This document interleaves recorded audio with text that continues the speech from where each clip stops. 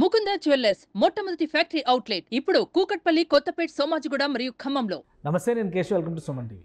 తిరుమల లడ్డూలో కల్తీ వివాదం ఇప్పుడు దేశవ్యాప్తంగా దుమారం రేపుతోంది. అధికారంలో ఉన్నటువంటి కూటమి నాయకులు చేసినటువంటి వ్యాఖ్యలు, మరోవైపు విపక్షంలో ఉన్న వైసీపీ నేతలు చేస్తున్నటువంటి రాద్ధాంతం, ఇవన్నీ కలిపి దేశవ్యాప్తంగా ఇది ఒక చర్చనీయాంశంగా మారింది. మరోవైపు హిందువుల మనోభావాలు దెబ్బతింటున్నాయనేటువంటి పరిస్థితి కూడా నెలకొంది.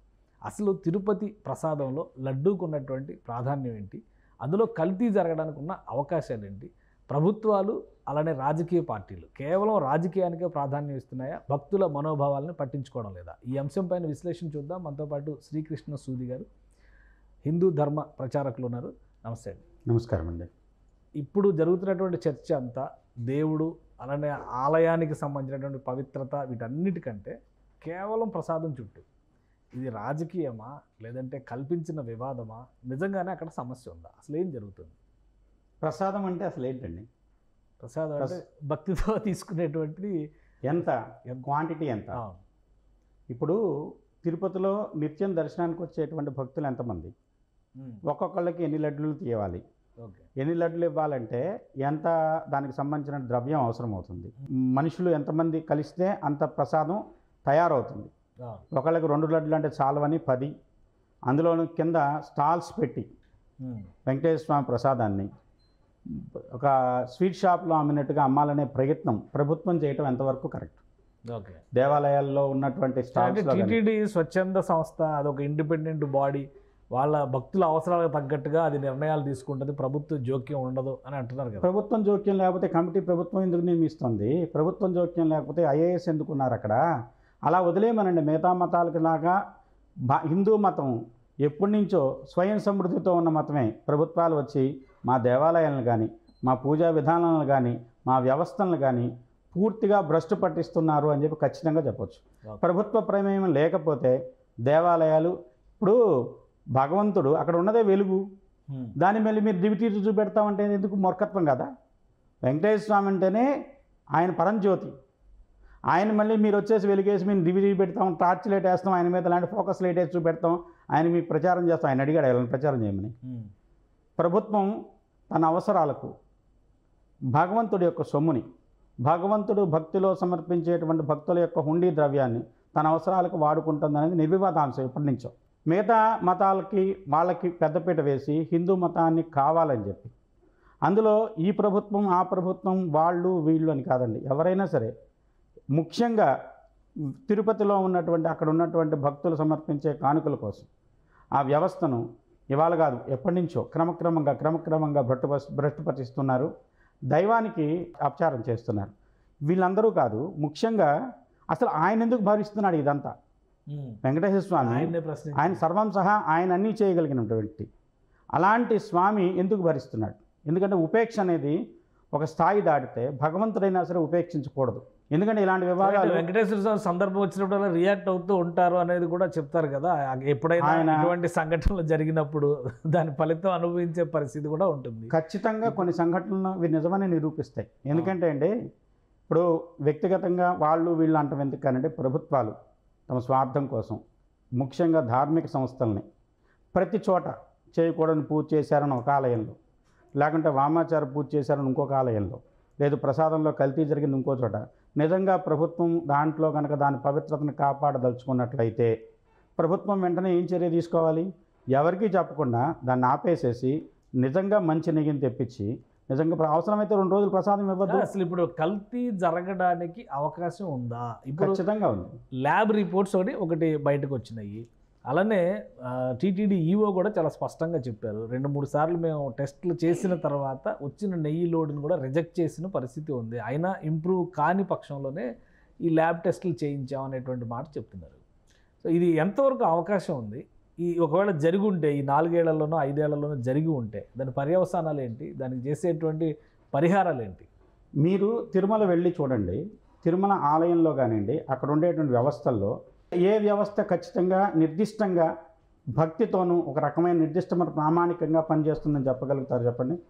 భోజన విషయంలో కానివ్వండి, అలానే ఇప్పుడు అక్కడ ఉన్నటువంటి గదులు వాటి యొక్క విషయంలో కానివ్వండి, అన్ని నిర్మాణాలు అక్కడ చేయటం విషయంలో కానివ్వండి, భగవంతుడికి సమర్పించే కైంకర్యాల విషయంలో కానివ్వండి, ఎందుకంటే ప్రధాన అర్చకుడిగా పనిచేసిన వ్యక్తులే బయటకు వచ్చి ఇలా వద్దని చెప్పినా మా మాట వింటం లేదు, అందరూ కూడా భగవంతుని వచ్చేసి ఇష్టారాజ్యంగా వాళ్ళు ప్రవర్తించి భగవంతుడికి కోపం తెప్పించే విధమైనటువంటి విధానాలను ప్రవేశపెడుతున్నారు అని చెప్పి ఆయన బయటకు వచ్చి చెప్పారంటే వ్యవస్థ ఎంత పతనమైందో దీన్ని బట్టి అర్థం చేసుకోవచ్చు. అంతేకాదు అంతకుముందులో కూడా ప్రసాదాలను ఒక అంబులెన్స్ లాంటి దాంట్లో హాస్పిటల్కి వాడే వెహికల్లో తరలించారని చెప్పి గొడవ జరిగింది. అలానే వచ్చేసి ప్రసాదాలలో విషయంలో వచ్చేసి కల్తీ గురించి ఇప్పుడు మాట్లాడుతున్నారు. తర్వాత అసలు అక్కడ ఉన్న పోర్ట్లు ఎన్ని, ఒక్కొక్క పోర్టు సామర్థ్యం ఎంత, ఒక్కొక్క వ్యక్తికి 10 లడ్లు 15 లడ్లు 25 లడ్లు 30 లడ్లు ఇవ్వాలనే ప్రణాళిక ఎందుకు? ప్రసాదం అంటే ఎంత ఇచ్చినా ప్రసాదమే. నిజంగా భగవంతుడు దర్శనం చేసుకొని వచ్చిన తర్వాత ఎవరైతే క్యూ లైన్లో ప్రసాదం పంచుతున్నారో అదే ప్రసాదంగా భావిస్తే ఈ గొడవంతలే. హిందూ సమాజం ఆశ ఎలా ఉందంటే నేను సంవత్సరం పాటు ఫ్రిడ్జ్లో పెట్టుకోవాలి. రాజకీయ నాయకులు తనకంటే పెద్ద రాజకీయ నాయకుల దగ్గరికి వెళ్ళినప్పుడు ఆ ప్రసాదాన్ని భగవంతుడి ప్రసాదంగా వాళ్ళకి తీసుకెళ్ళి సమర్పించాలి.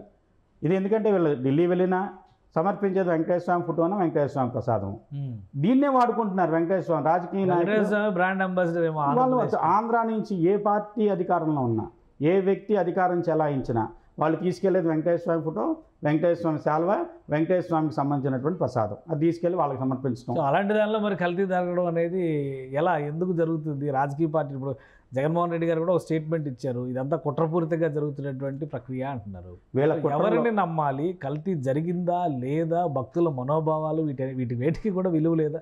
భక్తుల మనోభావాలను నిజంగా భ్రష్టు పట్టిస్తున్నారు. వెంకటేశ్వర స్వామి మీద ఉన్న నమ్మకాన్ని ఈ అని కాదండి. ఇప్పుడు మీరు చాలా దేవాలయాలు, బాగా పేరు పొందిన దేవాలయాలకు వెళ్ళండి, దర్శనానికి 10,000 రూపాయలు ఏ దేవాలయంలో ఉందా? వేలంపాట పెట్టారు కదా, వేలంపాట పెట్టినాక ఎవరికి కావాల్సిన రేటు వాళ్ళు పాడుకోవచ్చు అని చెప్పారు కదా. దర్శనానికి 10,000 రూపాయలు. ఇప్పుడు మీరు నిన్నటిదాకా గణపతి నవరాత్రులు జరిగినాయి, ఆయన చేతిలో లడ్డు పెట్టారు, ₹1,00,00,000 లడ్డు పాడారు. ఇవన్నీ ఏంటంటే భక్తి ఎక్కడికి పోతుంది? ఇది నిజంగా భక్తి? ₹1,00,00,000 ఖర్చు పెట్టి లడ్డు పాడి అది భక్తి అంటారా? లడ్డు ప్రాశస్త్యం ఏంటి, అసలు లడ్డూని ఎందుకు నైవేద్యం పెట్టాలన్న దాని విషయంలో కూడా దానికి మన శరీరంలో ఉన్న షట్చక్రాల తర్వాత సహస్రారం అనేది ఇక్కడ శిరస్సులో ఉండే చక్రం అండి, అది 1000 కిరణాలతో ప్రవహిస్తుంది. ఆ 1000 కిరణాలకి ప్రామాణికంగానే లడ్డూలో చిన్న చిన్న పూసలుగా ఉండేటువంటి అది స్వచ్ఛమైన నెయ్యితో తయారు చేసి భగవంతుడికి నివేదన చేసిన తర్వాత అది సహస్రార చక్రానికి దానికి సంబంధించినటువంటి ప్రాధాన్యతను పెంచేదానికి, ఆ చక్రానికి చైతన్యత తీసుకురావడం కోసం దాన్ని భగవంతుడికి నివేదనగా పెట్టేది. అలాంటి లడ్డూని కేవలం రాజకీయపరమైన లబ్ధి కోసం కల్తీ జరిగిందని చెప్పినా కల్తీ చేసినా రెండు కూడా భగవంతుడు క్షమించేటువంటి తప్పులు కాదు. అది ఎవరు చేసినా ఎవరు చెప్పినా రెండూ తప్పే. ఎందుకంటే కల్తీ జరిగింది, కల్తీనే ఇచ్చారో నాకు వైపు టీటీడీ చెప్పింది, టీటీడీ ఈవో చెప్పారు. ఏ సంస్థ అయితే ఇప్పుడు ఆరోపణలు ఎదుర్కొంటుందో, చెన్నైకి చెందినటువంటి సంస్థ, ఏఆర్ ఫుడ్స్కి సంబంధించినటువంటి సంస్థ, వాళ్ళేమో అసలు కల్తీనే జరగలేదని చెప్తున్నారు. మాది నాణ్యమైన నెయ్యి, ఇప్పుడు మీరు టెస్ట్ చేసుకోవచ్చు అంటున్నారు. అదే ఇప్పుడు ఉంటుంది అనేది దానికి ఒకటండి. ఇంత పెద్ద ధార్మిక సంస్థ అయినప్పుడు, అక్కడ ఫండ్స్ కొరత లేనప్పుడు గోశాల కూడా వీళ్ళని నిర్వహించమనండి. ఓకే, టెంపుల్ తరఫునే ఇప్పుడు స్వామివారికి అభిషేకానికి పాలు ఉన్నాయి, అక్కడ పాలు వేరే బయటవి తీసుకోకుండా గోశాల ద్వారా వచ్చిన పాలనే వాడుతున్నారు. అలానే ఆ పాలను విక్రయించుకున్నాను, లేదంటే వేరే పరమైనటువంటి లాభాల కోసం వాడుకున్నాను, కేవలం వచ్చే స్వామివారికి ప్రసాదం చేయించడానికి. వ్యక్తికి ఒకటే లడ్డు ఇవ్వమని పర్లేదు, ప్రసాదం దాని యొక్క ప్రాశస్త్యం అలా ఉంటుంది. 100 లడ్లు ఇవ్వాలి, 1000 లడ్లు ఇవ్వాలని పెట్టుకున్న దగ్గర నుంచి దానికి సంబంధించినటువంటి సప్లై సరిగా సరిపోవటం లేదు. దానికోసం వచ్చేసి నెయ్యి వాళ్ళకి వీళ్ళకి బయట వాళ్ళకి ఇవ్వటం, వాళ్ళు వచ్చేసేసి హిందువులే కానీ వాళ్ళ స్వార్థం భగవంతుని కూడా మోసం చేద్దామనే స్థాయికి చేరుకున్నది పరాకాష్ట. కలియుగంలో పరాకాష్ట ఏంటంటే ఇన్ని భగవంతుని మోసం చేయగలుగుతున్నాను. ఇవన్నీ ఏంటంటే భగవంతుని మేము ఎంత తెలివిగా మోసం చేయగలిగామనే ఆలోచన మనిషి పతనానికి దారితీస్తుంది తప్పితే, మనిషిని లాభం అనేటువంటి అపేక్షలో పడి భగవంతుని చాలా తక్కువగా అంచనా వేసి భక్తుల రూపంలో ఉన్నటువంటి వ్యాపారస్తులు భగవంతుని మోసం చేస్తున్నారు. అసలు ఎవరి మీద చర్య తీసుకోవాలి? ఇప్పుడు ఒకవేళ ఈ నేరం జరిగితే ల్యాబ్ టెస్ట్లో కూడా క్లియర్గా వచ్చిన తర్వాత, ఎందుకంటే కేంద్ర మంత్రులు అందరూ రియాక్ట్ అయ్యారు, చాలామంది రియాక్ట్ అయ్యారు, హోమ్ మినిస్ట్రీ కూడా ఎంక్వైరీ చేయాలని చెప్పని ఆదేశించే అవకాశాలు ఉన్నాయండి. చీఫ్ జస్టిస్ ఆఫ్ ఇండియాకి లెటర్ రాశారు. ఇవన్నీ జరుగుతున్న పరిస్థితుల్లో ఎవరి మీద చర్య తీసుకోవాల్సిన అవకాశం ఉంది? అసలు ప్రభుత్వం మీదే చర్య తీసుకోవాలి మొట్టమొదట. ఎందుకంటే అంతకుముందు ఇలాంటి సందిగ్ధాలు వచ్చినప్పుడు ఎవరైనా వచ్చేసి ఒక ధార్మిక పరమైనటువంటి మఠాధిపతినో లాంటి పీఠాధిపతి దగ్గరికి వెళ్ళి సంప్రదింపులు చేసి, స్వామి ఇలా జరుగుతుంది, ఈ విధమైన మార్పులు చేయాలి, ఏమంటారు అని అంటే, అలాంటి సందర్భంలో కంచి స్వామి వారు ఆయన ఆలయంలోనే వాస్తు లేదని నీకు ప్రపంచంలో ఎక్కడ ఉంటుందయా అని చెప్పి కొట్టి పారేసేసి ఆలయంలో వాస్తుపరమైన మార్పులు అవసరం లేదని నిర్దిష్టంగా తేల్చి చెప్పారు. అలా చెప్పిన సందర్భాలు, అలాంటి వాళ్ళని ఎవరినైనా ఇన్వాల్వ్ చేయకుండా కేవలం రాజకీయమైనటువంటి లబ్ధితోనే ఈ విషయాన్ని బయటపరిచి ఈ విషయాన్ని బహిరంగ చేసి ప్రజల మనోభావాలను దెబ్బతీయాలనే ప్రయత్నం. నిజంగా వెంకటేశ్వర స్వామికి ఇవన్నీ అవసరమండి? ఆయనకు నైవేద్యం దేంట్లో పెడతారో తెలుసా? మట్టి పాత్రలో నైవేద్యం ఇష్టం ఆయన. ఎవరైతే ఈ గుడి కట్టారో తిరువర్తి నంబి అని చెప్పినా ఆయన ప్రతిరోజు బంగారు పుష్పాలతో అర్చన చేసేవాడు. అలాంటి ఆయన తర్వాత రోజు వెళ్ళి చూస్తే బంగారు పుష్పాల ప్లేస్లో మట్టి పుష్పాలు అక్కడ పడి ఉండేవాడు. ఎక్కడి నుంచి వస్తున్నాయి నా పుష్పాలు ఏమవుతున్నాయి అని చెప్పంటే ఆయనకు అర్థం కాకపోతే రోజు నిత్యం భగవంతుని వేడుకుంటే ఒకరోజు కళ వచ్చింది ఆయనకి. ఎవరో కుమ్మరతను మట్టితో తను పని చేసుకుని కుమ్మరసారి చేతి కంటిని మట్టితో పువ్వులా చేసి వెంకటేశ్వర పటం అంటే అక్కడ పెడుతున్నాయి. అవి వచ్చి ఇక్కడ పడుతున్నాయి. అంటే భగవంతుడికి భక్తి ప్రాధాన్యత. ఆయనకి ఇవన్నీ కాదు. ఇప్పుడు మీకు భక్త కన్నపద విషయం చూడండి. భక్తితో మాంసం పెట్టాడు, ఆయన భగవంతుడు స్వీకరించాడు. భగవంతుడికి ఇది తినచ్చు ఇది తినకూడదు అనే దానికంటే కూడా భక్తితో సమర్పిస్తే స్వీకరిస్తారు. ఇక్కడ భక్తి కంటే కూడా కేవలం స్వార్థము, లాభాపేక్ష, తర్వాత ప్రభుత్వం యొక్క అనవసరమైనటువంటి దాంట్లో తన చొరపాటు. నిజంగా అయితే ప్రభుత్వాలను తప్పుకోమనండి. చాలా జాగ్రత్తగాను విశేషంగాను హైందవ సంబంధించినటువంటి వ్యవస్థలు దేవాలయాన్ని నిర్వహించుకోగలవు. ప్రభుత్వాల యొక్క ప్రాధాన్యత ఎక్కువైన కొద్దీ వాళ్ళ స్వార్థం కోసం పూజారుల్ని ఒక ఆయన వస్తాడు, వచ్చేసేసి మీరేం మంత్రం చదువుతున్నారో మాకు అర్థం కావట్లేదు, వాటి యొక్క అర్థం మాకు తెలియదు కాబట్టి వచ్చేసి మాకు ఆశీర్వచనాలు అక్కర్లేదు. ఆశీర్వచనాలు అక్కర్లేనప్పుడు గుడికి నువ్వెందుకు రావద్దు? గుడికి రావద్దు, గుడిని విమర్శించొద్దు, గుడిలో ఉండేటువంటి మంత్రాన్ని విమర్శించొద్దు. అదే మాట వేరే మతాల్లోకి వెళ్ళి వాళ్ళు చేసే ప్రార్థనల్లో, వాళ్ళు చేసేటువంటి వాళ్ళ యొక్క దైవ సంబంధమైనటువంటి నమాజులను ఒక్కసారి విమర్శించమనండి, ఆ పని చేయరు. దేవాలయానికి వచ్చి మాత్రం దేవాలయ అర్చకులు చేసేటువంటి వేద ఆశీర్వచనాన్ని విమర్శిస్తారు, దేవాలయంలో ఉండేటువంటి పూజా విధానాన్ని విమర్శిస్తారు. దాని గురించి మాట్లాడటానికి కానీ వీళ్ళకు ఉన్నటువంటి కనీస అర్హత ఏంటో చెప్పమనండి. రాజకీయ నాయకులు కానీ వ్యవస్థ నిర్వహించేటువంటి పెద్ద స్థాయి వ్యక్తులే, వాళ్ళకి దీంట్లో ఉన్నటువంటి అర్హత ఏంటి? పూజా విధానాన్ని నిర్వహించడానికి, దాని గురించి మంచి చెడులు ఎంచడానికి వీళ్ళకున్న అర్హత ఏమిటి? సో ఇప్పుడు అసలు ఓవరాల్గా దేశంలో హిందూ ధర్మ పరిరక్షణకి సంబంధించి ఒక కమిటీని అధ్యయనానికి వేయాలని పవన్ కళ్యాణ్ గారు ఉప ముఖ్యమంత్రి ఆంధ్రప్రదేశ్కి సంబంధించి ఆయన ఒక డిమాండ్ తీసుకొచ్చారు. ఆలయాలన్నింటిలోనూ ఇలాంటి పరిస్థితులే ఉన్నాయా? మొత్తం దేశవ్యాప్తంగా కూడా దీనిపైన అధ్యయనం జరగాల్సినటువంటి అవసరం ఏమైనా? మీకు పైకి వెళ్ళిన తర్వాత తిరుమల కానీ ఎక్కడైనా సరే పార్కింగ్ దగ్గర నుంచి ప్రతిదీ వ్యాపారం, దేవుడి దర్శనం దగ్గర నుంచి ప్రతిదీ వ్యాపారం, ప్రతి పూజ అదేమంటే దేవుడికే వినియోగిస్తున్నాం. దేవుడికే వినియోగించేటప్పుడు దేవభక్తులుగా ఉన్నటువంటి వీళ్ళకి ఇంతంత పెద్ద పెద్ద వాహనాలు కానివ్వండి, ఇంత పెద్ద పెద్ద వ్యవస్థ కానివ్వండి అవసరమా? అక్కడ ఒక్కొక్కరికి పరిపాలనా భవనం పేరుతో ఎంత పెద్ద బిల్డింగ్లు, దేవాలయానికి మించి 10 అంతల బిల్డింగ్లు కట్టారు. కానీ వీళ్ళు చేసే పని భగవంతుడికి ఉపయోగపడేది కించిత్ ఉపయోగపడే పని కూడా జరగట్లేదు. అక్కడ కేవలం వీళ్ళు హంగు ఆర్భాటాలను పెంచుకోవడానికి వాడుతున్నారు తప్పితే ఒక బ్రహ్మోత్సవాల పేరుతో మొత్తం చుట్టూ ఉన్నటువంటి వ్యవస్థను మార్చడం కోసం అయ్యే ఖర్చు ఎంత? నిజంగా అది అవసరమైన ఖర్చేనా? ఇవన్నీ ఆలోచించి అధ్యయనం చేస్తే ఇది ఒక్క దేవాలయం కాదండి. మీరు చిన్న స్థాయి ప్రతి చిన్న గ్రామంలో ఉండేటువంటి టెంపుల్కి వెళ్ళండి, గుళ్ళో కొబ్బరికాయ కొట్టకూడదట. కొబ్బరికాయ ఎక్కడ కొట్టాలి? గుడి బయట కొట్టి రావాలి. మీరు కొన్ని బాగా పేరున్నటువంటి దేవాలయానికి వెళ్ళండి, గర్భాలయంలో కొబ్బరికాయ కొట్టి మనకు ప్రసాదం తెచ్చిస్తాడు. కానీ ఆంధ్రప్రదేశ్ తెలంగాణలో ఉన్నటువంటి ఏ దేవాలయంలోనూ గర్భాలయంలో కాదు కదా, కనీసం ముఖమండపంలో కూడా కొబ్బరికాయ కొట్టే ధ్వజం బయట కొట్టుకోండి. ప్రాచీనమైనటువంటి ప్రాధాన్యత కలిగిన దేవాలయానికి వెళ్ళానండి, అక్కడ కాంట్రాక్ట్ పట్టుకున్న కొబ్బరికాయన ఆయన దేవుడికి తన వెనక చూపెడుతూ ఇటు తిరిగి కొబ్బరికాయ కొడతాను. అదేమంటే కోతులున్న కొబ్బరి చెప్పులు ఎత్తుకెళ్ళిపోతాయని.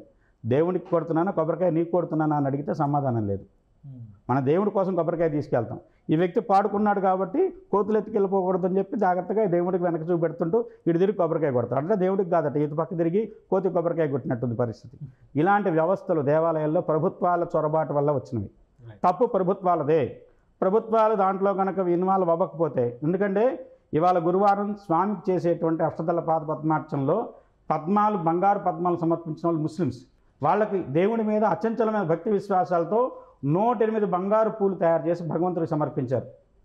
అంటే ఇక్కడ వేరే మతస్థులు కూడా భగవంతుడిని నమ్ముతున్నారు. తిరుమలలో వాళ్ళు భగవంతుని నమ్ముతున్నారు. అసలు తిరుమలలో మరి అన్ని మతస్థులు ఉన్నారు, అన్ని మతస్థులను అసలు అలౌ చేయొద్దు అనేటువంటి చర్చ. ఆయన భార్య వచ్చేసేసి బీవీ నాంచారు, ఆమె ముస్లిం కదండి. వాళ్ళు మా అల్లుడు అంటారు వెంకటేశ్వర స్వామిని. చాలామంది ఉన్నారు, వాళ్ళు ప్రతినిత్యం వాళ్ళ కోసం ప్రత్యేకమైన సంవత్సరానికి ఒక రోజు కేటాయిస్తారు, తెలుసా మీకు? ఓకే. అది ఏంటంటే భగవంతుడికి ఏ మతం అయితే ఏంటండి, భక్తి అనేది ప్రాధాన్యత. కానివ్వండి ఏ మతం అయినా సరే భక్తితో వచ్చిన వాళ్ళు భగవంతుడు కాదండు, నిజంగా భక్తి ఉన్న వాళ్ళని ఎవరూ కాదనకూడదు. కానీ వాళ్ళు ఏమైందంటే డబ్బులు ఉన్న వాళ్ళే వెంకటేశ్వర స్వామి భక్తులు అయ్యారు. నేను చెప్తున్నాను, 4 ఏళ్ళు అయింది వెంకటేశ్వర స్వామి తిరుపతి వెళ్ళి. ఆ పక్కనే అరుణాచలం గిరి ప్రదక్షిణకి వెళ్ళిన ప్రతిసారి ఇటు నుంచి వస్తున్నాను తప్పితే కింద నుంచో లేని వెనక నుంచో చూసుకొని రావడం తప్పితే తిరుమల వెళ్ళాలని కూడా అనిపించట్లేదు. ఇక్కడి నుంచో నమస్కారం పెట్టుకుందాం మనం భగవంతుని భక్తి ఉన్నప్పుడు. చిలుకూరు దేవాలయం ఎట్లా వెలిసింది? తిరుమల వెళ్ళలేకపోతున్నాను అన్నదానికి ఆయన కల్లో కనిపించి ఇక్కడ ఉన్నాను, నువ్వు వచ్చేసేసి నన్ను ఇక్కడ పూజించుకో అని చెప్పాడు. ఇంట్లో పూజ చేస్తే భగవంతుడు ఒప్పుకోడా?